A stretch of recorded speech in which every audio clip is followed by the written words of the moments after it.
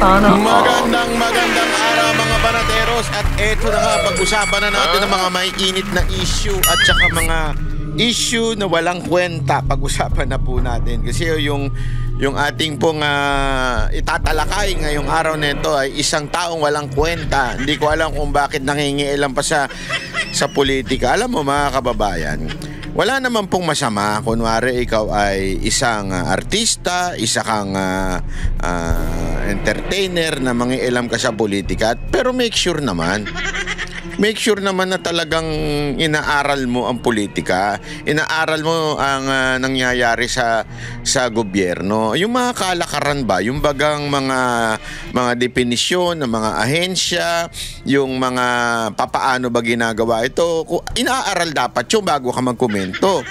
Kasi magmumukha kang tanga pag komento ka lang ng komento. Halimbawa, isang tao, di ba? Ang larangan niya, hindi naman po siya, halimbawa lamang, hindi naman po siya nagmumotor. Ganyan, na siya po ay nagmamaneho lamang ng 4 wheels, hindi po siya nagmamaneho ng motor. Tapos bigla mo na lang makikita, nangingialam sa mga chat group ng mga, o kaya sa mga groups, FB group, na about sa motor, yung bang nakikisali. Hindi, dapat ano yan eh, ganito dapat yan eh. Ito, dapat ang pinapayagan lang sa expressway, pinapayagan dapat ang 150cc. Mga ganun ba? Yung bang nakikigulo na hindi nila naintindihan kung bakit may ganung klaseng pamantayan. Kasi nga po, 'di ba? Ulitin natin dahil nga po hindi makakasabay sa bilis ng at yun po ay delikado at maging ang pagpreno ay hindi kakayanin dahil pag maliliit at yung hangin po sa skyway ay malupit din po, 'di ba? So ano ibig ko lamang tung sabihin 'yon? Kung ikaw hindi mo alam, wala ka dun sa larangan na 'yon, sana man lang gawin mo yung trabaho mo, mag-research, trabaho mo aralin yung mga dapat aralin bago ka magkomento kasi nagmumukha kang tanga. Parang itong susunod nating i-discuss na tao na ito. Itong tao na ito, ang hilig mangialam, ang hilig manggulo, pero obvious naman kung saan siya nanggagaling. Bitawan mo muna kasi yung yung sponsor mo, yung sponky mo. Sponky. Bitawan mo muna kasi. 'Di ba? Comment ka ng comment eh. At ako, nagtatanong lang naman ako. Nagpo-promote ka pa ba ng mga online gaming na di umano ay allegedly ang isa sa mga stockholder daw ay si Martin? 'Di ba?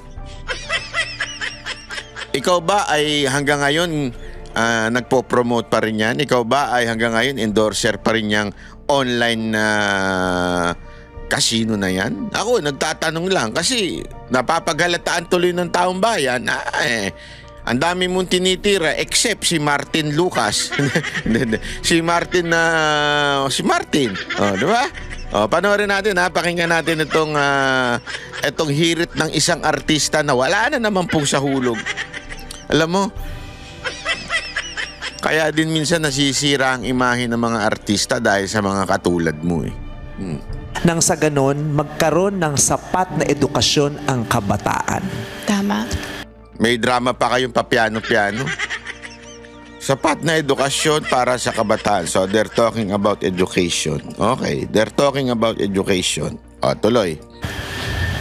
Tama. At dapat din may classrooms. Yes. Natatapos yung mga classrooms para sa mga kabataan. Kasi tinanong nyo ba kay Kim Chiu na bawal lumabas sa classroom? Tanong nyo muna sa kanya, kasama nyo naman yan dyan eh. Hindi siya nakakatawa ha. Ayun na naman tayo sa tumatawa tayo. Hindi nakakatawa. Hindi sila natatawa sa sinasabi, natatawa sila sa mukha mo. Gago! Alam mo kung ba't sila natatawa yung mga audience mo? Kasi nangingialam ka, wala ka namang alam. Gago! Sali ka na sausaw hindi mo naman alam yung sinasabi mo. Kaya tuloy sila natatawa. Malamang yun ang dahilan. may mga rehiyon, mga regions na walang classroom. Buti na lang may kasama kang maganda ko, hindi. Hindi, at least ito kahit matanda na, maganda pa rin, di ba? ang mga bata. Nakaupo sila sa Lapag. lapag. Wala silang classrooms. Yes. So it's very important Diba nga kinukwento ko sa'yo, may pinuntahan akong lugar dun sa probinsya nila Heart Evangelista Oh. na isang paaralan na walang reading materials. Pinagawa ko yung eskwelahan at nagpadala ako ng tulong doon kasi walang reading materials. Bulok yung paaralan dun sa lugar nila Heart Evangelista. Ang daming sablay mo, Brad. Ay, tama, Brad. Ang dami mong sablay. Hindi, una-una kasi, nagpaparinig siya dito. Nagpaparinig siya dito doon sa lugar nila Heart Evangelista. Ang tanong, sino ba si Heart Evangelista? Government official ba siya? Di ba? Alam mo, it's really obvious na ang ginagawa mo, dinidikit mo si Heart Evangelista kay Cheese Escudero. Di ba? Na parang doon sa lugar. Eto, anong gusto mo? Ha? Gusto mo ba magpagawa si Cheese Escudero ng eskwelahan dyan? Dahil nandyan si Heart Evangelista? Di ba ang pangit lalo nun? Isipin mo sabihin na natin, dalawa yan It's either magkasama sila doon sa lugar. Hindi ko kasi alam kung anong lugar yung sinasabi niya. Basta lugar niya. Alam mo yung sa dami-daming lugar, ang babanggitin niya Heart Evangelista na napaka-obvious. Na kasi alam natin, sensationalize, basta artista. Mamaya, papaliwanag pa tayo. Basta artista ang binanatan, sensationalize yan.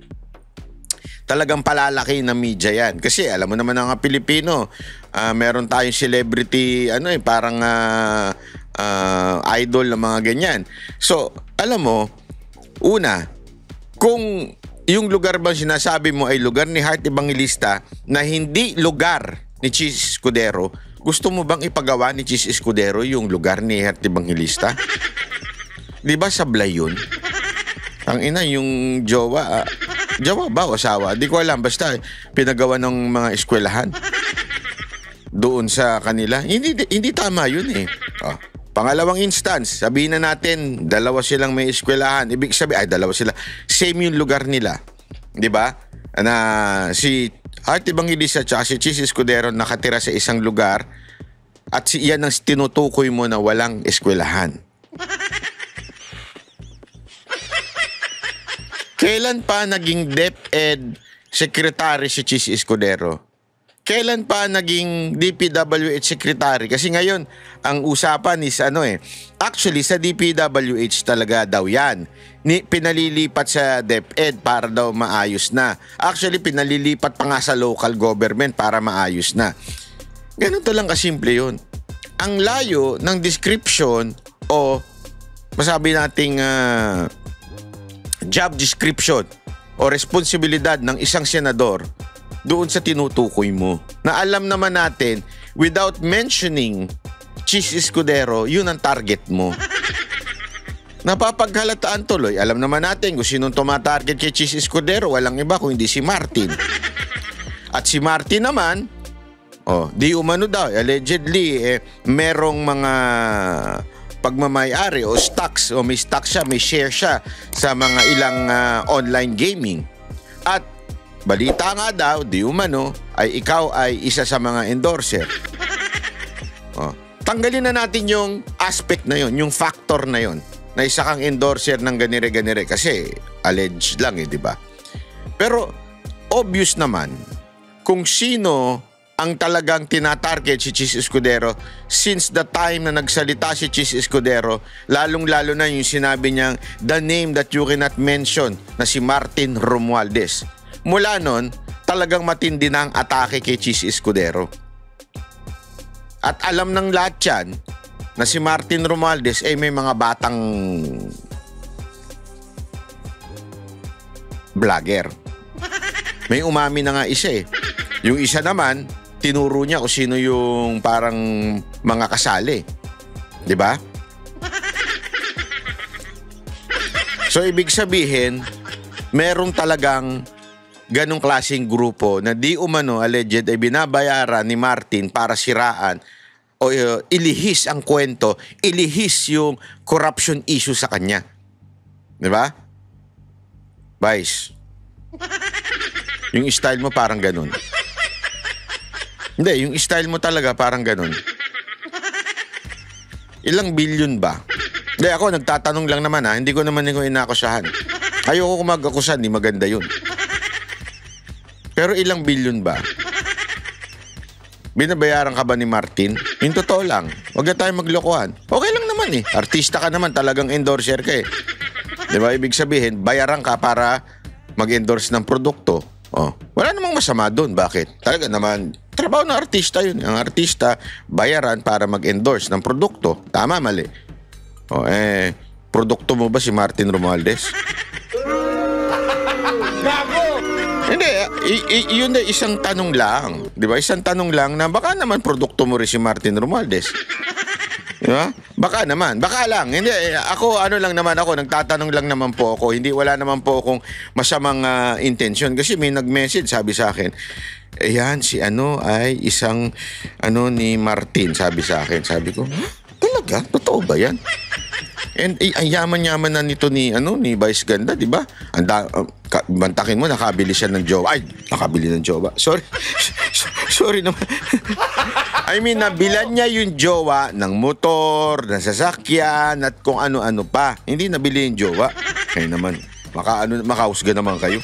Napakasama na ugali niyo. Di ba? Ibig sabihin, mayaman na si Vice Ganda. Kita mo nga siya nga unang-unang merong ano ba yun? Truck ng basura ba yun? Hindi. Truck ng Tesla. Kala ko truck ng basura kasi bunganga niya para puro laman basura. Truck ng Tesla. Di ba? Ibig sabihin mayaman siya. So ibig bang sabihin yan?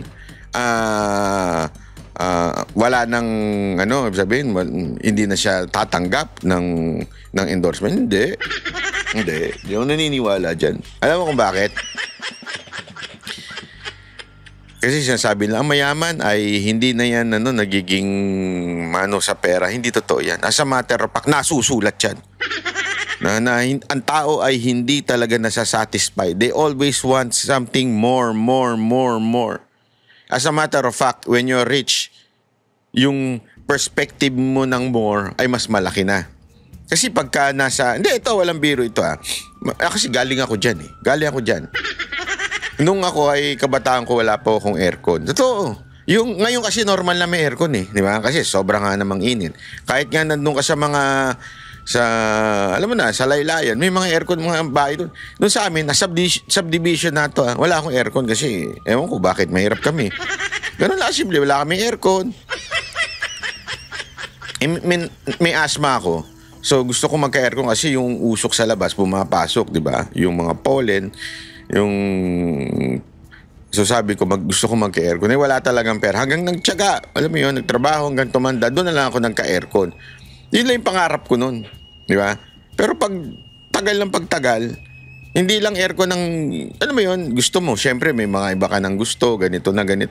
Kasi ang tao talaga normal na ganun eh. Lalong-lalo na yung mga tao kurap ang isip. Di ba? Kailangan yan, alam mo yun, magpayaman. Lalo na, kung may sinusustentuhan. Gago! Hindi ba? Kasi, alam mo naman, pag may sinusustentuhan, iiwan lang sila niyan pag wala na silang binibigay na motor, kotse. I mean, sandali. Linawin natin, hindi ko sinasabi si Vice Ganda yun ha. I mean, lahat. Kunwari, ikaw, meron kang asawa o kaya meron kang kabit. Yung kabit mo, talagang kailangan mo sustentuhan yun. Kasi pagka hindi mo sinustentuhan yun, yari ka. Iiwan ka niyan. Di ba? Yun kaya nga ngayon, nagkakaaway-away mga mag-aasawa dahil sa ganyan. Wala na may uwi yung mister kasi inuubos ni kabit. Tama, mali. Ganun din.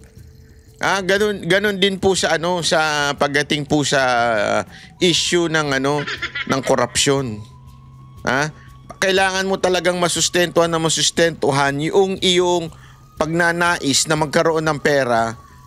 Kaya hindi ako naniniwala na pag mayaman di na tumatanggap. Hindi ako naniniwala diyan. Vice Ganda, ikaw. Naniniwala ka ba diyan pag mayaman na hindi na tumatanggap?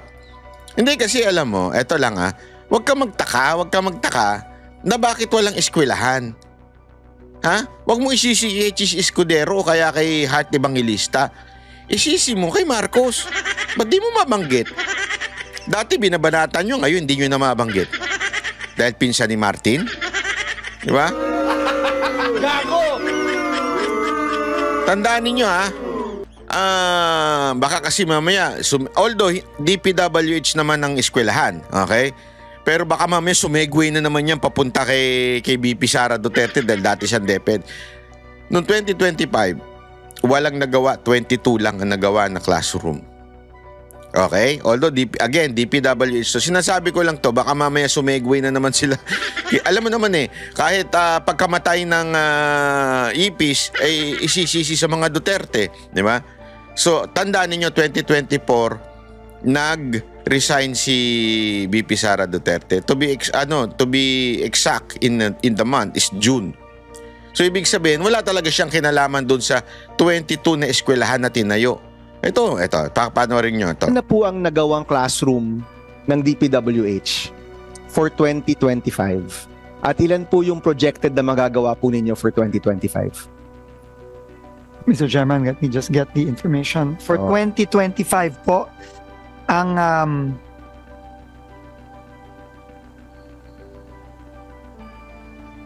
ito ba no? Baba nito. So, for 2025 po, out of 1,700. Grabe Kahit si Secretary Vince napasabing, totoo ba to? Hoy Marcos, totoo ba yan? Tang-inang gobyerno to, no? Tang-inang gobyerno. Nung panahon nga ni Pangulong Duterte, may pandemya na, libo-libong na itayo. Kayo? 22, anak ka na yung wedding. Tapos ikaw ba is ganda, animal ka? Isisisi mo kay Heart Evangelista o kay Chis Escudero? Bakit hindi mo banggitin si Marcos? Dahil pinsan ni Martin? At si Martin? Ano mo? Ano? Kakilala mo? Hindi, ako nagtatanong lang Ayan na yun. 100 na dapat gawin. 22 pa lang po ang completed at 882 po ang ongoing.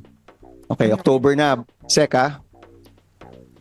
At meron pong 882 na not yet even started. So, it's a very deplorable rate of only 15.43%. Exactly. So, grabe Kahit siya naiiyak parang Secretary Vince. Alam mo, etong tao na to kasi magaling ito. Sa totoo lang, napakagaling nito. Isa ito sa masasabi nating dahilan kung bakit nag-survive tayo nung pandemya. Walang politika ito. Ito maman to, lang ito public servant talaga ito. Okay? Ito'y nag-serve nung panahon ni Pinoy, nag-serve nung panahon ni Duterte, ngayon nag-serve sa panahon ni Marcos. Wala akong politika yung totoong mama na to. Napakagaling ho nito. Na-observe ko na yun napakasipag nito, napakagaling ho nito. Lalo na during the pandemic. Alam niyo yun? Siya talaga, kasi ano ko yun, na ako mismo, na-experience ko yun. Kasi nung panahon ng pandemic, di ba si Mocha nagtatrabaho sa OWA noon, talagang tumutulong siya. At saka sa mga vaccine, pag kailangan talaga ng mabilisan, ito si Secretary Vince noon, talagang kayang magtrabaho ng todo-todo. Mabilis kumilos. Para itong si Yorme din bilis kilos. Kahit dito, nagtataka siya bakit 22 lang. Alam ko may magagawa siya dito. Sa totoo lang, may magagawa naman siya dito. Sana talaga magawa niya ito. Ako'y naniniwala. Pero yun nga, nakakatanga lang. Bakit kanyo? Mantakin mo may isang vice ganda na magsasabi bang walang eskwelahan. Ito masama Sana kung wala talagang eskwelahan, doon lang sa lugar ni Chis Escudero o sa lugar ni Heart Evangelista. Diba? Hindi, ako nga, sabi ko nga, pambihira to, hindi pa sinabing Chis Escudero, sinabi lang Heart Evangelista, parang walang bayag to, di kayang diretso yun. Ay, parang walang bayag. Parang hindi ata tama yung term na yun Sorry. Hindi, I mean, when I say bayag balls, ibig sabihin yung courage, di ba? Na kung ang pinatatama mo si Chis Escudero, huwag mo na dami si Heart Evangelista. Ba't ba ang hilig nyo dyan? Dinadamay ba namin Girlfriend mo ba yun? Jowa mo? Asawa mo? Ano ba pangalan? Sino ba yun? Hindi naman namin dinadama yun sa kalokohan mo. Sa pagiging bastos mo. Hindi naman namin dinadama yun. Di ba? Oh. Si Jack lang ng Banateros. Andang damay dun kasi sinasabi nila takbo daw ikaw presidente. So first lady si Ayo. Ano ba yun? Si Iyon ba yun? Anong pangalan nun?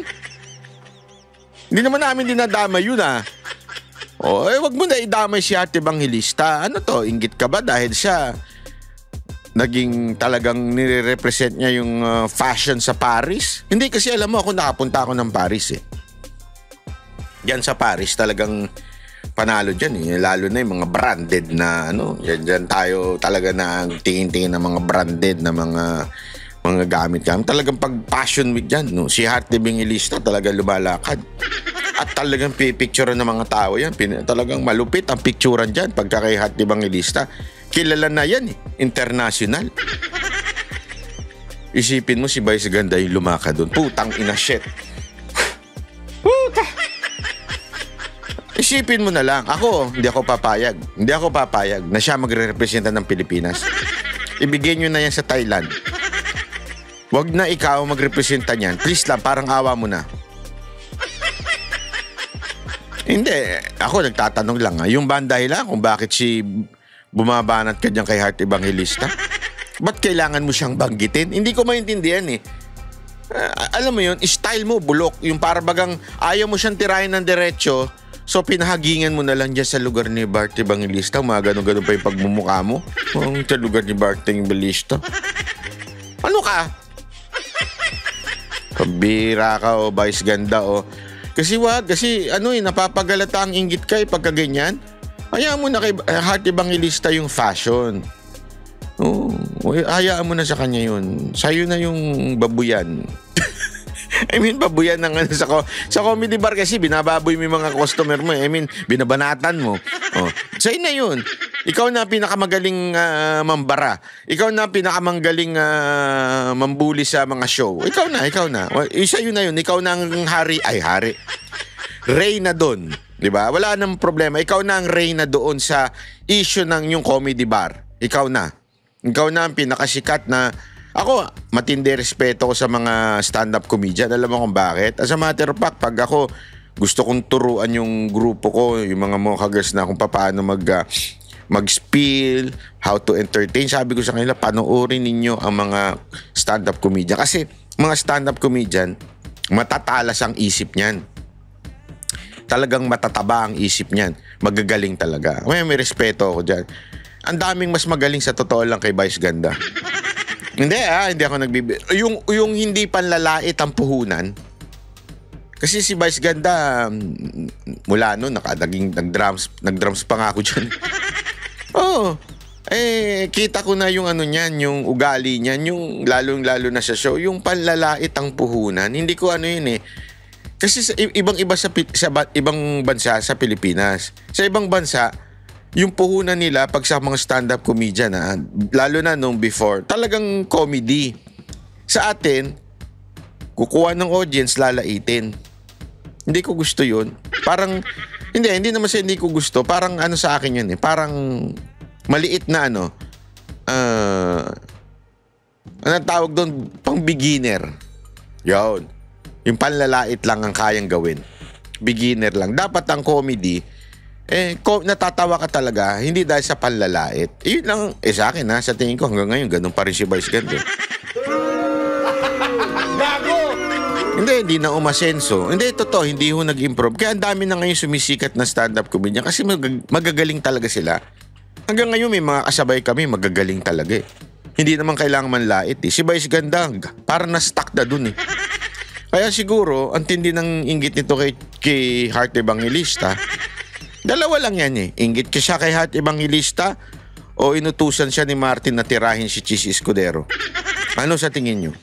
Ayan Diba? By the way, highway yung contest pala natin, i-announce natin yan, unya-unya. Kung sino yung nanalo. Kaya lang kasi ayaw daw magbigay ng GCash number kung ayaw i-forfeit na lang natin yan. Kasi ang natin dito, moderator natin dito si Ann Harot. Si Ann Harot ang titingin ng mga winner. Siya magde-decide. So kung meron kayong reklamo sa barangay, kayo magreklamo, wag sa akin kay Anharot. Siya magbibigay ng tinitingnan niya, nire-research naman niya at dino-double check ko din. Siya ang magsasabi ng kung sino yung first 3 na nanalo na makakatanggap ng 500 GCash. Tapos, tinatanong niya yung mga tao ko ano yung GCash number. So please, pakisagot na lang siya. Huwag kayong mag-alala, hindi kayo yung nangaraton yan. Okay? Ito ba, speaking of artista, hindali, giginom lang ako. Speaking of artista, mga kababayan, i-announce ko pala yung winner mamaya. At meron ulit tayong question para meron uling tigpa 500 GCash. Palakpakan? Speaking of artista, alam mo, eto kasi yung tao na ito, isang artista na congressman. Siyempre, alam nyo naman po, galing din po tayo sa entertainment industry. Dati po akong matini idol. Hindi. Yung grupo ko. So, meron akong mga contact ba na sa loob pa rin ng entertainment. At nung lumalabas tong pangalan ni Atayde, tinanong ko sa kanila, totoo ba itong Kasi ako yung tipo ng tao, lalong-lalo na vlogger, na hindi ako yung gullible, yung mabilis maniwala. Pag ako nakakita ng mga balita, nagtatanong ako, o dino-double check ko muna, nire-research ko muna, or di kaya talaga magtatanong ako sa mga taong may kakilala, o di kaya may connection dito, at tatanungin ko, totoo ba itong mga ganito? May mga balitang ganito. Sabi ko nga ho sa inyo, di ba, kahit ito si Secretary Vince, dati na natin yan na-meet . So, marami po tayong tinanungan at may mga nagsabi sa akin tungkol kay Atayde na hindi totoo yun, yung binibintang kay Atayde. Hindi naman daw sila nag-contact ni Diskaya or something. Maybe the parents, which is yung parents, hindi naman parte ng gobyerno. Okay? Hindi ho yun, politiko. So si Atayde, wala namang connection daw doon. Yung batang Atayde, yung congressman. Sabi ko, bakit naman tinitira? May proof ba? So hanggang may mga nagsabi sa akin na ito, ganito kasi yan. Alam mo, very deceiving ngayon ang gobyerno. Ang gobyerno talaga gumagamit at bumabanat, binabash ang mga artista. Kaya nga, kung papansin ninyo, yung kay Cheese Escudero, laging idinadrag si Heart Evangelista. Na, una-una, eto honestly, to be honest sa vlog nila, hindi ko masyadong pinanonood yung kasi yung personality ni Heart, yun yung tipo ng babaeng ayoko. Hindi ibig ko sabihin masama Maano yung personality ni Heart mas strong. Hindi ako masyadong ganun. Ayoko ng ganung strong. Yung sabihin, independent si Heart Evangelista. Hindi ako masyadong ganun. Kaya nga ako walang jowa at asawa Ayoko ng medyo ganun. Ano ibig ko lang sabihin? Ibig sabihin, independent si Cheese Escudero tsaka si Heart. They have their couple, but they have different lives. May diskarte si Heart, may diskarte si Cheese Escudero. Hindi ko maintindihan bakit laging ikino-connect si Heart Evangelista kay Cheese Escudero. Di ba? Hindi mo napapansin? Every time na umaano never kong nakita na pinagtanggol naman ni Heart si Cheese para i-connect siya doon. Di ba? Pinagtanggol ni Heart yung sarili niya nung siya na yung binabash. Kasi binabash siya na nepo, something like that. Nakalimutan nyo ba dating may issue na nga yan? Anong issue? Mayaman kasi sila. At ang balita, mayaman, sobra. Hindi mayaman lang na yung umiinom sa Starbucks o yung bumili ng isang bag tapos hindi na nagpalit forever in their life. Hindi ganung mayaman. Ito yung tipo ng mayaman na talagang elitista. Laking pamilya ng mayayaman talaga ito. Kilala na mayayaman ito. Kaya nga Di ba may balita pa no na medyo may problem, parang hindi matanggap ng family. Pero ngayon okay na eh. Yung si Chis Escudero kasi politiko. Alam niyo yun. So, si Heart Evangelista, nung binabash siya na kesyo, yung pera daw niya na pinambibili niya, pinang-fashion niya, yung mga gamit niya ay galing kay Chis Escudero, malabo po yun. Malabo ho yun kasi napakahalatang halata naman sa personality ni Heart eh. Pero bakit kinokonek sa kanya? Kasi nga, pag artista at binash mo, maingay. Pag maingay, matatakpan na yung mga tunay na issue. Halimbawa, si Martin. Where na you? Nandiyan ka pa ba? Ano na nangyari sa'yo? Nangayayat ka na ba ng tuluyan? Tingnan ninyo, wala na. Parang naglaho na si Martin. Di ba? Hindi nyo napansin yon? Kasi nga sa mga issue ng artista. At may nagsabi sa akin, ngayon ko na lang sabihin, na yun din ang issue kay Atayde. Kasi si Atayde artista rin eh. Tapos may artista pang asawa, si Maine, di ba? So, ibinabash ng todo para mawala ang atensyon kay Martin. May nagkwento pa nga sa akin, ano yan? Troll ng mga speaker troll yan. Yan nang babash kay Atayde. Para madiin si Atayde, maingay, si Maine Mendoza, maingay. Siyempre, kilala natin sikat eh. Yung mga kasi, halimbawa, sa dami-dami ng congressman bakit si Atayde ang naging yung natatandaan? Kasi nga artista. Tapos si Maine pa, Mendoza, di ba? So talagang maalala mo siya. Pero ba't di nyo naaalala yung ibang congressman na binanggit? Wala kasing jowang artista eh. Nakukuha niyo ibig sabihin because of the artista factor. Kaya pala binabash ng todo si Atayde. So ako noong una, sabi ko, totoo ba yan? Baka naman hanggang sa kinlear siya ng DPWH. Doon ako nagulat. Sabi ko, aba, totoo nga. Ito. Ayan Sabi dito, ayon mismo sa DPWH, walang ghost project sa Quezon City 1st District. Ang lupit. Walang multo sa akin distrito, yan ang sinabi ni Arjo Atayde. Walang ghost project sa atin. At nilinaw rin ng DPWH na sa 69 na umano yung mga ghost project na lubas sa media, 7 sa mga ito ay nasa distrito ni Atayde. Kumpirmado namang na kompleto ang 5 sa mga ito habang natigil ang 2 po dahil sa mga hindi na-resolve ang problema. Kabilang ang nasuspending proyekto sa Mariblo Creek.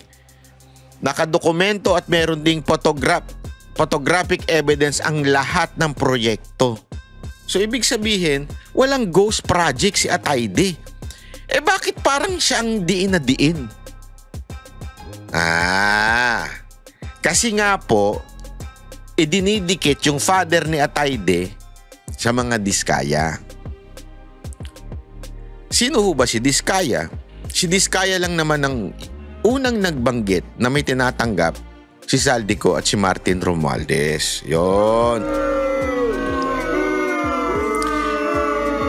So, kung sino man ang kung sino man ang dumikit o nakausap, siguro dating magkakilala ho itong yung tatay at si Diskaya. So, ikinunik na nila. Kasi nga mahilig nga silang mag-connect ng ganyan. At alam natin yung mga Duterte supporter kasi yung ang Davao Oriental na-connect sa Davao City. Yung mga tatanga-tangang bayaran nilang vlogger, ikinunik. Alam ko kasing bayad yung mga yon. Alam ko may bayad yung mga yon. Hindi ba sila sinabihan na magkahiwalay ang Davao Oriental at saka ang Davao City? Hindi ba sila sinabihan? Malamang sinabihan sila. Alam din nila siguro yun. Kaya lang, ang tao siguro para lang masabing Davao kasi maraming Gen Z. Marami talagang tangan sa Gen Z na pareho lang yan basta may word na Davao. Tatanga-tanga. TikTok lang ng TikTok ang inatupag. So kaya nila ginagawa yan. Even if they know na mali. Di ba? So, anong ibig po natin sabihin, mga kababayan? Pagdating sa connect-connecta, kahit walang connect, ikino-connect nila. Ganun po ang sistema ng mga troll at gobyerno ngayon. Laging i-connect. Kahit walang kaya nga, itong si Diskaya, pilit na ikino-connect dun sa anak na si Atayde, yung congressman. Perfect eh. Perfect script, perfect story, perfect noise. Maingay ito eh. Palabasin natin na maraming ghost project si Atayde dahil meron siyang koneksyon sa Diskaya. Oh.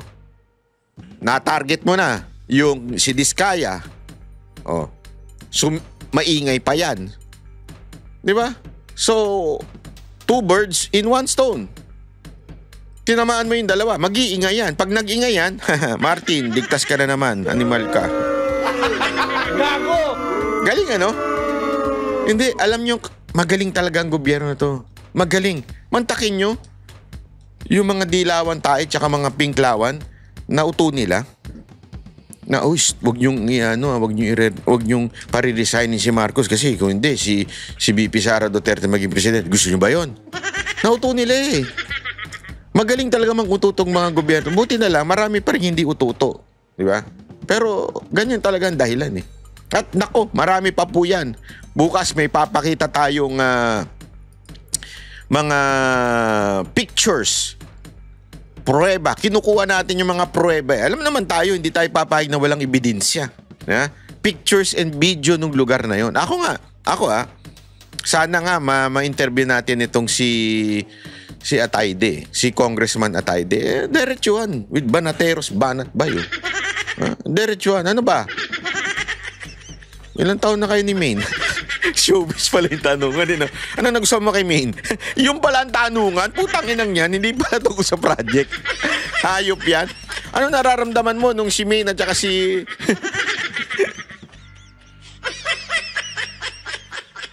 Hindi, pero alam mo, ang magaling na artista ito si Atayde. Napanood ko yung kanyang pelikula na Bagman ba yun? Tama. Oh, napanood ko yun. Maganda yung kanyang pelikula na yun.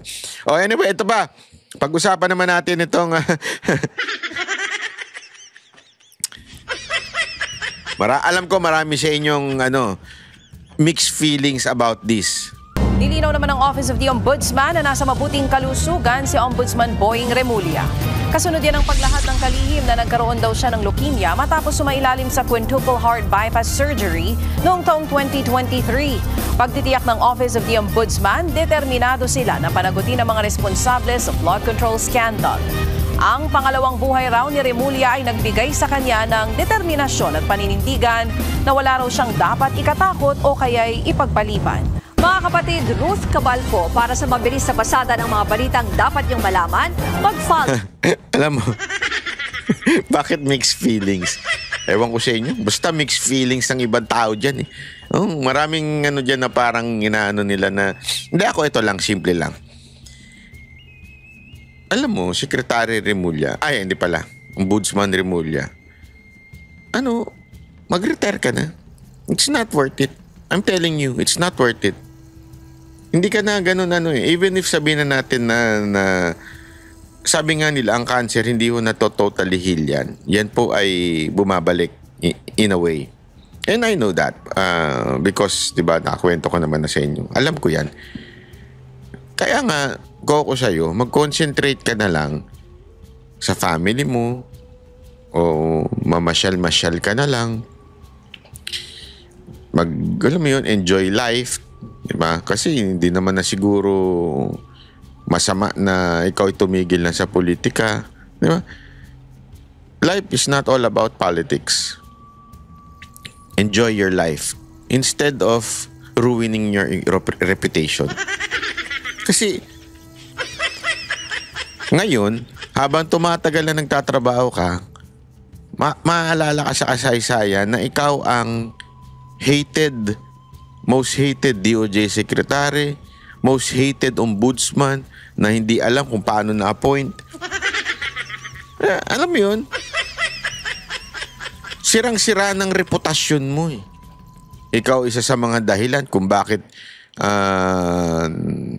allegedly na-kidnap itong si Pangulong Duterte sa papuntang Dahig. Ano mo yun? Ikaw, nasira eh. Nasira talaga. Gusto mo pa bang masira? Unless merong utos sa'yo na linisin sa ombudsman. Hindi natin alam. Kasi ako halimbawa pa ako pag nalaman kung meron tayong hindi magandang sakit, hindi na ako yung gagawin ko na yung mga importanteng bagay na o di kaya alam mo yun, hindi na ako magaganyan-ganyan pa. Hayaan kong, syempre, you're going to try your best, di ba? Na iwan ang mundo na ito na maganda ang pangalan mo.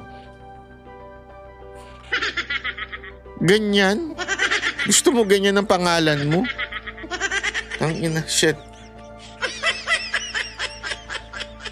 Hindi ako papayag na ganun. Diba? Ay, naku. Ito pa. Pag-usapan natin to. Sinagot po ng Malacanang ang pahayag ng isang grupo ng mga negosyante tungkol sa umano'y mabagal na usad ng mga reklamo laban sa mga dawit sa flood control scandal. Ayon sa palasyo, huwag mainip dahil dapat ay naaayon sa batas ang bawat hakbang. At live po mula sa Kuala Lumpur sa Malaysia, nasa frontline ng balitang yan si Maricel Halili. Mase, anong sagot ng palasyo dito sa medyo maanghang na pahayag nga ng grupo ng mga negosyante at ilang labor groups din tungkol sa mabagal na usad ng investigasyon dito sa flood control scandal?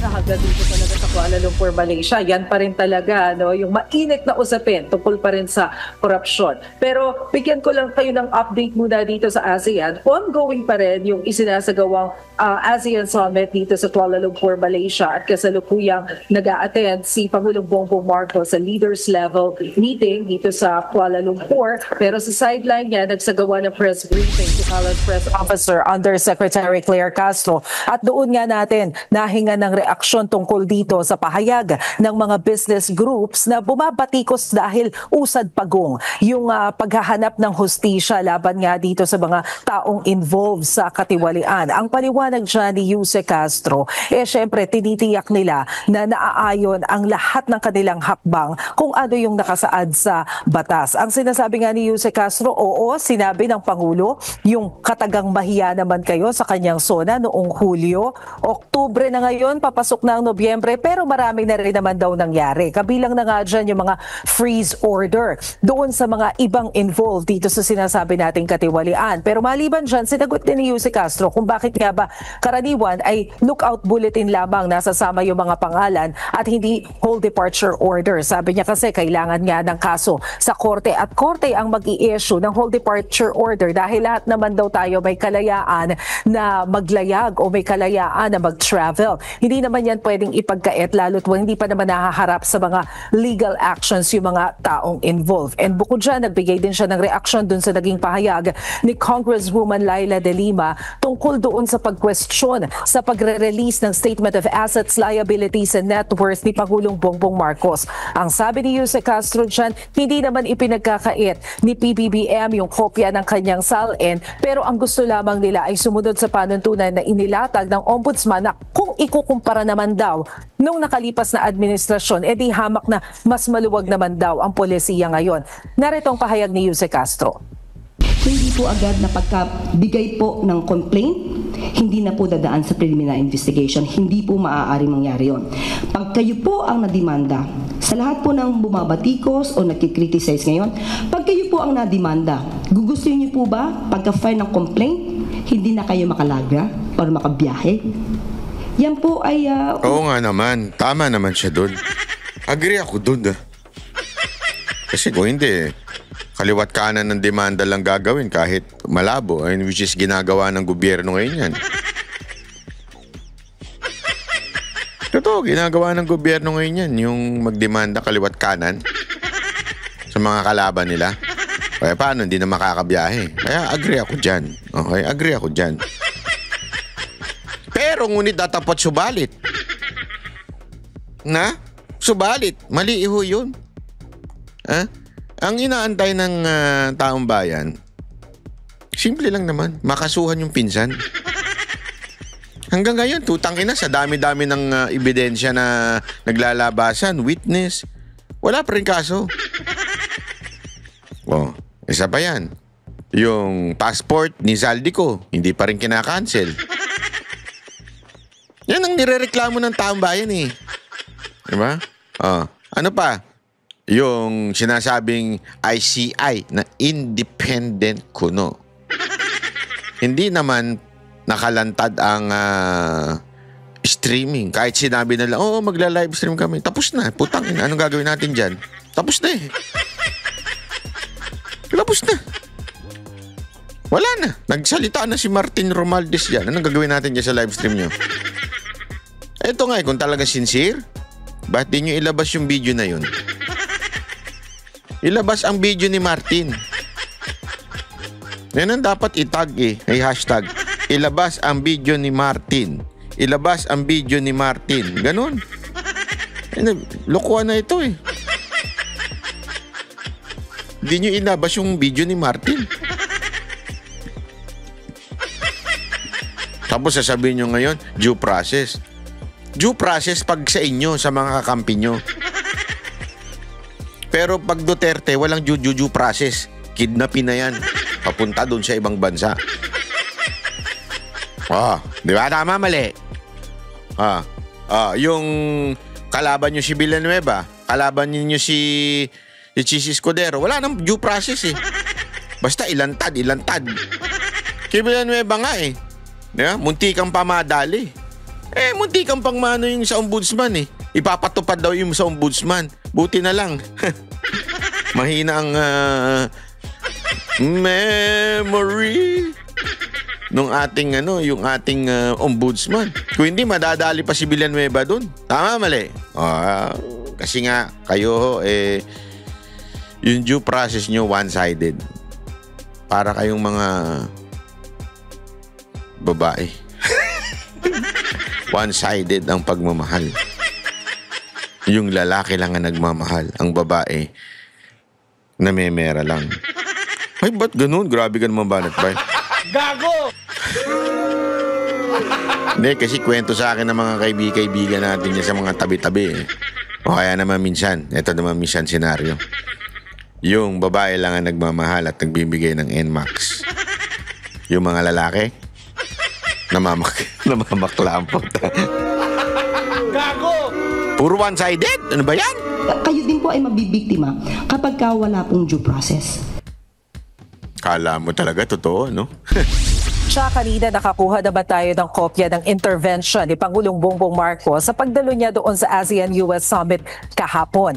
Base doon, inihayag niya harap-harapan kay US President Donald Trump at sa iba pang mga miyembro ng ASEAN na ang kanyang pagkadismaya dahil nga doon sa nangyayaring mga insidente sa West Philippine Sea. Dito rin niya binigyang daan na importante yung suporta ng iba't ibang mga bansa para mapanatili ang kapayapaan sa nasabing rehiyon sa pamamagitan ng pagsunod nga doon sa ating international law. Cha? Yes, Maricel, parte ng sulat nito mga grupo ng mga negosyante, gusto nilang mabigyan ng mas matinding pangil pa o powers itong ICI, contempt and subpoena powers. May tugon ba ang palasyo ukol dyan? Nasagot din yan kanina ni Jose Castro at ang paliwanag niya dyan, kung ang National Bureau of Investigation nga wala namang contempt powers pero makikita naman daw yung naging accomplishments ng ahensyang ito na natutugis din naman yung mga taong involved sa iba't ibang mga kaso na iimbestigahan din naman daw ng maayos. Ganon din yung tingin nila dito sa Independent Commission na meron din naman silang subpoena powers, pwede naman silang magpatawag ng mga taong posibleng involved dito sa mga katiwalian kaya makakapagsagawa pa rin sila ng investigasyon kahit na wala itong contempt powers. Pero ang importante ngayon daw ay kumikilos din naman ang ICI at tuloy-tuloy ang investigasyon. Alam nyo, wala talaga eh. Wala kayong kwenta.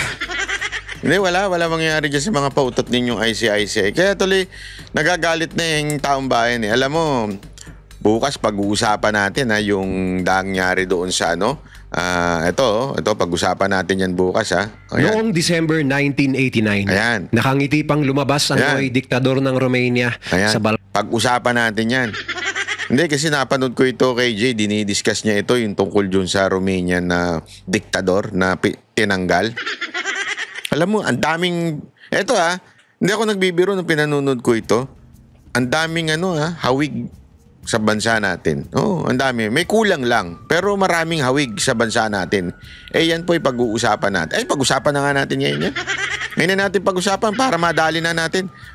Noong December 1989, nakangiti pang lumabas ang nooy diktador ng Romania. May tatanong ako sa inyo mamaya. Yun yung Gcash natin. Kaya diyan lang kayo. Diyan lang kayo. Sa balkonahin ng kanyang opisina at nagsimulang magsalita sa harap ng 100,000 mga Romanian na nakatayo sa plaza. Dahil sa masigabong palakpakan na sumalubong sa kanya, agad niyang pinangakuan ng dagdag sahod at malaking pensyon ang lahat ng mamamayan ng bansa. Ngunit lingid sa kanyang kaalaman na ang taong bayan pala na naroon ay hindi pumunta upang pakinggan ang kanyang mga talumpati at matatamis na pangako. Bagkus, sila ay naroon upang sa wakas ay tapusin na ang kanyang brutal na rehimeng puno ng korupsyon at kasamaan na naglagay sa Romania sa rurok ng kahirapan. At ang mga sumunod na pangyayari ay siyang magiging masaklap na katapusan ng nasabing diktador at ng kanyang asawa na nakabroadcast pa ng live sa TV at radyo hanggang sa kanyang huling paghinga na pinanood at pinakinggan ng 100,000 mamamayan ng bansa na Firing squad, grabe, sana all. I mean, yung mga tiwaling opisyal. Bang sa kanyang pagbagsak. Ayaw, good vibes daw, pero yung kanyang kinikwento, bad vibes, so joke lang. Ipinanganak si Nicolae Ceausescu noong January 26, 1918 sa liblib na baryo ng Scorny Chesti sa Romania. Hinubog ng mahirap na panahon noon ang batang Nicolae at kaagad namulat ang kanyang mga mata sa realidad ng buhay. Sa murang edad na 11 anyos, nagpasya si Nicolae na maglayas at iwan ang kanyang mapang-abuso at lasinggerong tatay kahit na wala pa itong kamuwang-muwang sa mga bagay-bagay. Kalaunan ay naging miyembro ang binata sa papausbong na Communist Youth Movement ng Romania. Matapos ang pagdurusang kanilang pinagdaanan noong ikalawang digmaang pandaigdig mula sa kamay ng mga Nazi, muling inukupa ang Romania, ngunit sa pagkakataong ito ng Soviet Union at isa sa mga naging impluensya ng mga Soviet sa mga Romanian ay ang lalong paglakas ng ideya ng komunismo. Noong 1936, dahil sa kanyang partisipasyon sa pag-aalsa para sa pagbabago, sa edad lang na 18 anyos ay tinuring na ng mga otoridad si Nicolae bilang isang wanted na aktivista. Nang madakip, kaagad kumalat sa kanilang komunidad ang kanyang mugshot, isang larawan na magpapalakas sa kanyang reputasyon bilang takapagsulong ng komunismo. At grabe, komunista pala ito. Tapos nung alam mo yung siguro nagrally-rally tapos kinulong. Alam mo na mga komunista ganyan sila, yung mga mga ajit sila, tapos pag nakulong sa kanila trophy yun. Parang estrella sa kanila yung pagka nakulong. Imaheng habang buhay na tatatak sa alaala ng lahat ng mga Romanian. Ilang beses naglabas-masok si Nicolae Ceausescu sa iba't ibang intermittent camps para lang magtino. Isa sa mga naging katuwang niya sa bilangguan noon ay si Gheorghe Gheorghiu Dej, na katulad niya ring panatiko ng mga komunista na kagaya nila Karl Marx, Vladimir Lenin at Joseph Stalin. Di tumagal ay naging malapit ang isa't isa. Mga idol yan ng mga makakaliwang representante natin sa Pilipinas. Dahil sa kanilang matinding pagkahumaling sa komunismo at sa hindi inaasahan ay nakabuo ng matinding alyansa na maghahatid sa kanila sa tuktok. Noong 1947, matapos ang ilang siglo ng monarkiya, pumalit sa pwesto ang Romanian People's Republic, isang bagong forma ng pamumuno na suportado ng komunistang Soviet Union. At itinanghal si Gheorghe Gheorghiu Dej bilang ang pinakaunang communist leader ng Romania. Bilang kanyang malapit na kaibigan, iniluklok din si Ceausescu bilang ang Deputy Minister of Armed Forces. Sa paglipas ng panahon, unti-unting umangat ang ranggo ni Ceausescu sa gobyerno. Nang pumanaw si Gheorghiu Dej noong 1965, walang ibang pumalit sa pwesto kundi ang kanyang kanang kamay, ang kasalukuyang General Secretary ng Romanian Communist Party, walang iba kundi ang matalik niyang kaibigan na si Nicolae Ceausescu. Sino ang mag-aakala na ang isang dating palaboy-laboy sa lansangan at lugmok sa kahirapan ay siya palang magiging supreme leader ng Romania? Gamit ang kanyang impluwensya at kapangyarihan, di tumagal ay itinanghal na nga si Ceausescu bilang ang bagong presidente ng Romania noong 1967. Nung una, kahit isinusulong pa rin ang ideolohiya ng komunismo, isinulong niya rin ang liberalismo sa Romania na siyang magbibigay sana ng kalayaan at Komunismo at liberalismo. Aba? Pilipinas na Pilipinas, ano? O, yung mga komunista at saka yung mga liberal, nagsama-sama. O, mga hindot kayo. karapatan sa taong bayan para sa inaasam-asam nilang pagbabago. At upang idistansya ang kanyang liderato mula sa Soviet Union, minsan niya pang kinundina ang pagsakop ng USSR sa Czechoslovakia at Afghanistan noong 1968. Subalit kagaya ng napakaraming mga pinunong nauna sa kanya, di tumagal ay babaguhin rin ang ambisyon para sa kapangyarihan at kayamanan si Nicolae Ceausescu. 6 na taon mula nang siya umupo bilang leader ng Romania, tila ba bigla na lang nagbago ang ihip ng hangin. Noong 1971, tapos bumisita sa China at North Korea, na-inspire si Ceausescu sa pamamalakad ni Mao Zedong at Kim Il-sung at bigla na lang naisipan na ibasura ang liberalismo sa Romania at tuluyan na ngang niyakap ang pagiging isang ganap na komunista at bumalik sa pagiging tuta ng Soviet Union.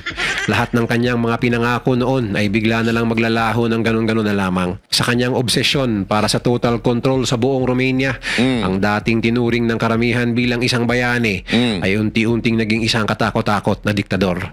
Walang naglakas loob na magsalita laban sa presidente at wala ring naglalakas loob para kumalaban sa kanya sa politika ng mga panahong yon.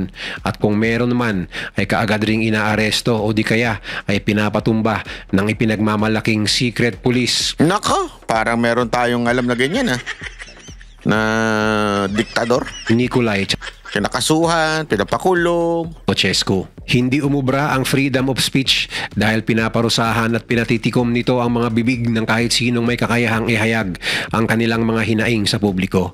Lahat ng mga tao ay namuhay sa takot at pangamba at kahit nasa loob sila ng kanilang mga tahanan ay wala pa rin silang ligtas dahil minomonitor ng secret police ang lahat ng linya ng komunikasyon pati na ang kung anong programa ang pinapalabas sa telebisyon. Kahit ang mga mismong minister na mga miyembro ng gabinete at mga matataas na opisyal ng gobyerno ay mahigpit na minamanmanan ni Ceausescu. Marahil ay dahil wala siyang pinagkakatiwalaan ni isa man sa mga ito. Maliban sa pananakot at pang-aapi ng kanyang administrasyon, nalugmok rin sa labis-labis na kahirapan ng ekonomiya ng Romania na resulta ng mga palpak na desisyon ng diktador at ang kanyang korupsyon para tustusan ng kanyang marangyang pamumuhay at ang mga luho ng kanyang asawang si Elena. Habang nagugutom ang mga naghihirap na mga Bakit lagi bang kasama ang asawa, no? Sa pagbagsak, ano? Luho ng asawa, patay tayo dyan. Inyan sa kalsada, wala pa rin naging pakialam ang mag-asawang Nicolae at Elena Ceausescu at patuloy lang sa pagtamasa ng kanilang nakakalulang kayamanan at pribilehiyo. Ginamit nila ang pera ng Romania para sa kanilang pansariling interes. Mga mamahaling sasakyan, sangkatutak na magagarang kagamitan, mga alahas at ginto, mga dambuhalang proyekto kagaya ng Palace of the People para lang tapatan ang Pentagon ng Amerika. Grabe, pang ibang mga walang katuturang bagay. Subalit kahit na tila nasa rurok na sila ng tagumpay, wala silang kamalay-malay na nalalabi na pala ang pagtatapos ng paghari-harian ng mga Ceausescu sa Romania. Sa mga huling bahagi ng dekada 80, dahan-dahan nang nagkakawatak-watak ang Soviet Union at isa-isa nang bumabagsak ang mga Communist Party sa Eastern Europe. Ang dating superpower na koalisyon noong Cold War ay nagmistulang mga basang sisiw nang pumasok na sa usapan ang North Atlantic Treaty Organization o NATO. At isa sa mga komunistang bansa na hindi tatagal ay babagsak rin kagaya ng kanyang mga kaalyado ay walang iba kundi ang Romania. Nagsimula ang lahat noong December 17, 1989 ng isang lokal na pastor mula sa Timisoara, isang probinsya ng Romania, si Reverend Laszlo Tokes, ang lantarang tinuligsa ang mga kawalang hiyaan ng liderato ni Nicolae Ceausescu. Ang pagsuway na ito ay hindi pinalagpas ng diktador at kaagad iniutos ang pagdakip sa pastor sa lalo madaling panahon. Ngunit hinarangan ito ng mga taga-suporta ng pastor. Sandali. Sons family Meron ding pinadakip na pastor dito sa atin Oh, nagsisiwalat ng mga katiwalian, di ba? Tandaan ninyo, mula nung kinwestiyon ni Pastor Quiboloy yung sa issue diyan sa ano nga bang issue yun? Nakakalimutan ko tuloy. Tala ng katandaan na rin to. Minsan nakakalimot. Hindi, meron siyang kinwestiyon na at tinatanong lang naman niya. Hanggang eventually, pinag-inita ng SMNI. Diba? Tapos sinasabi pa nga ng SMNI yun na na unti-unti na silang hanggang to the point na pati yung dalawa nilang anchor, si Ka Eric at saka si Ma'am Lorraine, ganun din. Kinulong din siya, Oh. Hanggang eto, parehong-pareho, di ba? Grabe talaga. Alam mo, pag mga ganito, nakakarinig ako talaga. Parehong-pareho. Pareho kaya magiging ending natin? At gumawa ng barikada laban sa mga pulis. Subalit imbis na solusyonan ito sa mapayapang paraan, ay walang habas pa ngang pinagbabaril ng mga secret police ni Ceausescu ang sinumang humarang sa daan. Ng mga sandaling yun, daan-daan kaagad ang nasawi sa mga kalsada ng Timisoara. Kaagad kumalat ang balita sa buong Romania ang tungkol sa malagim na massacre. Dahil dito, napagtanto ng mga Romanian na sobra-sobra na ang pang-aapi ng diktador sa kanila at oras na para rumesbak. Bilang pag-aalsa, nagkaroon ng samot-saring mga protesta sa iba't ibang parte ng Romania. Bakas na sa mukha ng bawat isa sa mga rallyista ang kanilang pagnanais na pabagsakin si Ceausescu sa lalong madaling panahon. Upang subukang pakalmahin ang tensyon na nararamdaman ng mga mamamayan at sa kanyang pagkadesperado na makuha muli ang loob ng kanyang mga nasasakupan, nag-organisa si Nicolae Ceausescu ng isang napakalaking rally sa harap mismo ng Kapitolyo sa Bucharest na ipapalabas ng live sa telebisyon sa buong Romania. Pagsapit ng tanghali ng December 21, 1989, lumabas si Ceausescu sa balkonahe ng kanyang opisina at nagsimulang magsalita sa harap ng libu-libong mga Romanian na nakatayo sa plaza. Nung una, naging maayos naman ang takbo ng lahat. Maririnig sa background ang hiyawan at palakpakan umano ng mga lokal na residente. Yun pala, ang mga pagpupugay na ito ay peke at pawang mga pre-recorded na tulog lang mula sa mga dambuhalang speaker. Alam ko na yon, may alam akong ganyan. Di ba meron tayong dating binuking na ganyan? Yung merong palakpak? Tangina. Parehong-pareho talaga. Hayop yan, di ba meron tayong binuking na ganyan yung palakpak na tapos piniplay lang habang naglalakad yung isang presidente dyan. Yeah? Ay, naku po. Tuloy-tuloy. Sandali pa ang lumipas, ang kani-kanina lang ay kalmadong pagkatalumpati ay magiging isang kaati-atikabong eksena.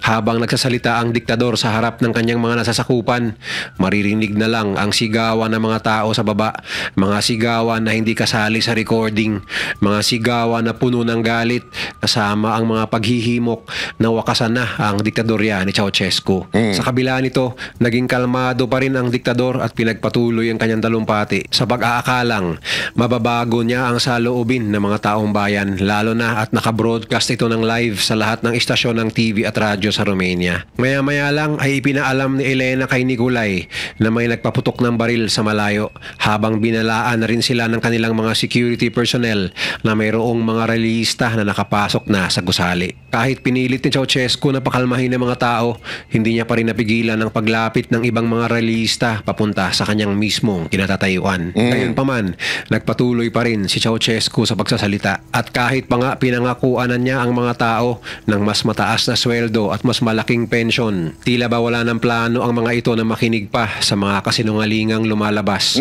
mula sa kanyang bibig. Sa mga sandaling yun, malinaw na nga ang Buti pala yung mga yan, di na nakinig yung mga tatanga-tanga sa atin, nagpapaniwala pa. Hindi, presidente nagsimula ng ganyan-ganyan. Na laban sa korupsyon. Daming tanga sa Pilipinas, Na ang mga tao kay Nicolae Ceausescu at panahon na para tapusin ang paghahari-harian nito sa Romania. Nang matapos na siya sa pagsasalita, hindi pa rin umalis ang mga rallyista. Bagkus ay nanatili pa ang mga ito sa labas ng Kapitolyo at nagpatuloy sa pagkuprotesta. Halos lahat ng mga naroon ay walang ibang gusto kundi patalsikin si Ceausescu sa pwesto. Matapos niyang marinig ang lahat ng hinaing ng mga Romanian, imbis na solusyonan ito ng maayos, kagaya ng inaasahan ay bigla itong nag-alboroto at inutusan ng kanyang hukbong sandatahan at mga secret police na sugpuin ang lahat ng mga nagrarally sa kahit anumang paraan. Ang pinakamalaking desisyon na gagawin ni Ceausescu sa kanyang 2 dekadang pamumuno na magiging dahilan ng kanyang biglaang pagbagsak. Pagsapit ng gabi, nagmistula ng parang isang war zone ang mga kalsada ng Bucharest na kabisera ng Romania. Walang habas na sinasagasaan ng mga tangke de giyera ang mga nakaharang ng mga taong bayan sa daan at isa-isang pinatumba ng mga nakatambay na sniper ang mga nagbabarikadang mga nagrarally, no? At lahat ng mga kumontra kay Ceausescu ay sinapit ang hagupit ng diktador. Kinaumagahan, hindi na mabilang kung ilang daan ang namatay matapos ang kahindik-hindik na bakbakan. Dahil sa dami ng dumanak na dugo sa Bucharest, kinailangan pang gumamit ang mga sundalo ng water cannon para lang linisin ang mga nakakalat na mga dugo at bangkay sa kalsada. Samantala, nang humupa na ang tensyon sa labas, naging kampante si Ceausescu ng mga oras na yon dahil inisip niyang kontrolado na ng kanyang mga tauhan ang sitwasyon. Ngunit yun ang inakala niya. Ang hindi niya alam, ito palang magsisimula ang kanyang malagim na bangungot. Kinabukasan, December 22, muling umusbong ang mga rallyista sa kalsada, ngunit sa pagkakataong ito, hindi na umalma ang mga sundalo at mga pulis. Hindi na sila nagpaputok at hindi na nila hinarangan ng Kapitolyo. Bagkus ay sumali pa nga ang mga ito sa protesta, hudyat ng pagsiklab ng isang malawakang revolusyon ng mga Romanian. Natatanaw na ni Ceausescu ang daan-daang libong mga naghihimagsik na mga Romanian at lahat ng mga ito ay nagkaisa para sa iisang layunin, ang patalsikin siya. Sa loob ng ilang minuto, napalibutan na si Nicolae at Elena Ceausescu sa loob ng kanilang headquarters sa Kapitolyo ng mga taong gusto. So, madaling salita, di na kumampi sa kanila yung mga sundalo. Pinalibutan na sila. Naku po, antay tayo dyan. Silang patumbahin. Dahil sa takot, kaagad silang pumunta sa rooftop ng gusali upang tumakas, lula ng isang helicopter upang pansamantalang makahanap ng mapagtataguan. Baka sa kanilang mga namumutlang mukha ang labis na pangamba. Sa tulong ng kanilang mga bodyguard, pumunta ang mag-asawang Ceausescu sa isang military camp malapit sa kanilang safe house. Tapos? Sa Snagov sa probinsya ng Romania upang humingi ng backup. Subalit dahil sa napakagulo nilang sitwasyon, itinaboy siya ng mga sundalo roon. Tinaboy? Buti pa yung mga sundalo dyan, ha? Meron silang, meron silang honor. May honor sila, ha? Malinaw na indikasyon na mag-isa na lang ang mga Ceausescu sa labang ito. Kasabay ng paglayas ng mag-asawang Ceausescu mula sa Kapitolyo ng Bucharest, ang hindi nila alam ay binubuo na pala ang isang bagong gobyerno na kinabibilangan ng mga politikong matagal nang salungat sa kanyang pamamalakad. Ngunit ngayon lang naglakas loob na pumalag. Mula sa military camp sa Snagov ay lumipad silang muli at sinubukang pumunta sa baryo ng Taitu kung saan mayroon pa raw natitirang mga tapat na kaalyado si Ceausescu. Ngunit bigla na lang nilang narinig sa radyo na mahigpit na ipinagbabawal ng bagong gobyerno ng Romania ang paglipad sa himpapawid at lahat ng hindi aprobadong flight ay hindi sila magdadalawang isip na paulanan ng mga anti-aircraft missile. Grabe. Dahil dito, napilitan ng mag-asawa at ang kanilang 2 bodyguard na bumaba sa kalagitnaan ng highway. Buti na lang at mayroong dumaang kotse, isang mekaniko na papauwi na sana at nagmabuting loob na paangkasin ang tumatakas na diktador. Nung una, para bang tinutulungan pa niya ang mga ito na makalayo-layo mula sa Bucharest. Inihatid ng mekaniko ang mga Ceausescu sa isang agricultural institute sa dulo ng syudad ng Târgu para daw magtago. Ngunit nang sinalubong sila ng manager ng gusali, kaagad silang ipinasok sa isang silid at mahigpit na kinandaduhan. Maya-maya pa, dumating na ang mga lokal na... Grabe, no? Tao na talaga yung nagalit sa kanila, no? Tao na mismo talaga. Ewan ko ba sa atin? Upang arestuhin si Nicolae at Elena at dinala sa isang malapit na barracks. Sa barracks, walang ibang inatupag ang bagong administrasyon, ang National Salvation Front o NSF, kundi ang paghahanap ng paraan para maparusahan ang mag-asawang Ceausescu. Kaagad ikinasa ng NSF sa pamumuno ni Ion Iliescu ang isang mabilisang military tribunal para imbestigahan at litisin ang mga Ceausescu para sa mga salang genocide, korupsyon, pagsira sa ekonomiya ng Romania at ang tangkang pagtaka sa bansa. Dala-dala ang nakulimbat nilang $1 bilyong mula sa kaban ng bayan. Nako. Habang nagsasalita ang lahat, tinatawanan lang ni Nicolae Ceausescu ang mga paratang dahil hindi naman niya kinilala ang korting yon. Subalit ang kanyang mga halakhak. Tinatawanan pa, oh. Parang may kilala akong ganyan eh. Pag ini-interview, tawa lang ng tawa. Lalo na nung panahon na in-interview siya ng foreigner. Tapos sabi sa kanya, what can you say about your corruption? Tapos, what's funny, Mr. President? May ganun eh. What's funny, Mr. President? Parang ganito, tinatawan-tawanan lang. Pangiti-ngiti ay bigla na lang mapapalitan ng sindak ng marinig ang malagim na hatol laban sa kanya. Matapos lang ang 2 oras, kagaya ng inaasahan, natagpuan si Nicolae at Elena Ceausescu na guilty sa lahat ng mga akusasyon at pinatulan ng parusang kamatayan sa pamamagitan ng firing squad. Kahit napilit nagpupumiglas ang mga Ceausescu, wala na silang nagawa pa para umalma, ni hindi man lang nila nagawang umapila o mabigyan ng tsansang marepresenta ng abogado dahil buo na ang desisyon ng tribunal at ng lahat ng mga Romanian na kailangan ng mawala ang mga Ceausescu sa mundo. Pagsabit ng December 25, 1989, sa mismong araw ng Pasko, dinala si Nicolae at Elena sa bakanting lote sa likod ng barracks.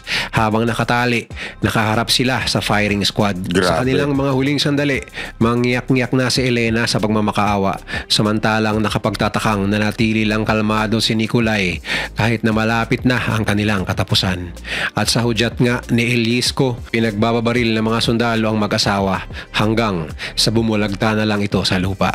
Lahat ng ito ay nakunan sa kamera at ang ibang eksena ay na-broadcast pa nga sa telebisyon sa Romania. Grabe. Kumalat sa buong bansa ang video at mga larawan ng mga huling sandali ni Nicolae at Elena Ceausescu na naging hudyat ng pagtatapos ng kanilang 24 na taong malupit na dinastiya sa Romania at ang pagtatapos ng komunismo sa bansa. Sa pagkawala ng mga Ceausescu, biglang nagbago ang buhay ng mga tao sa Romania.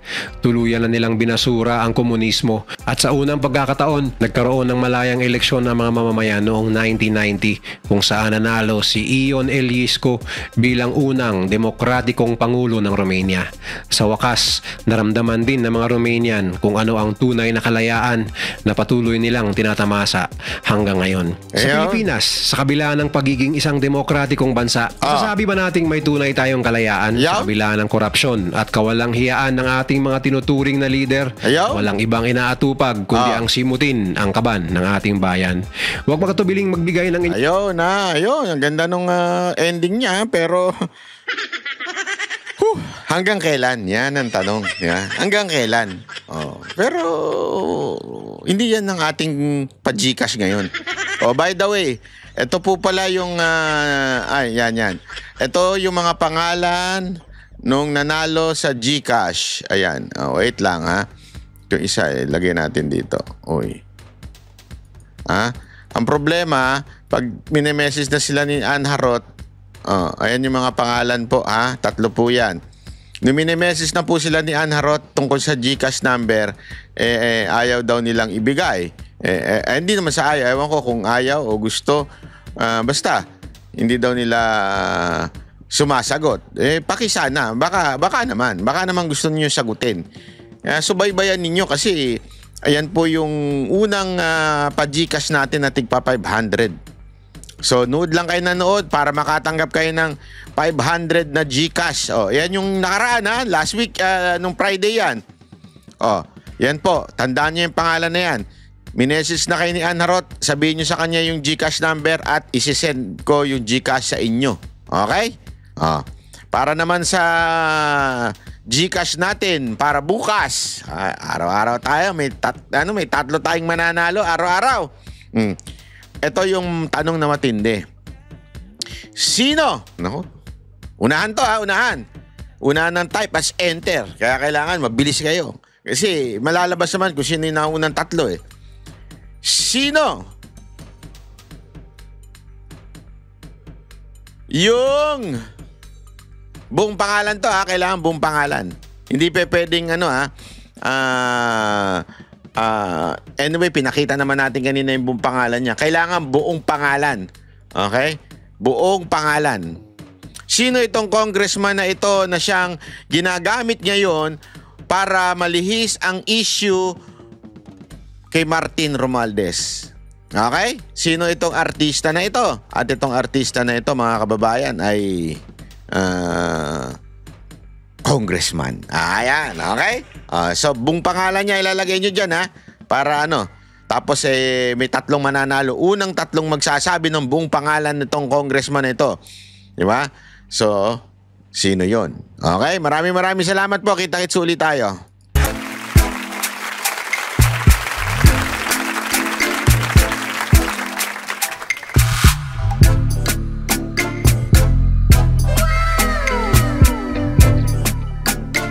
The next performance will start momentarily.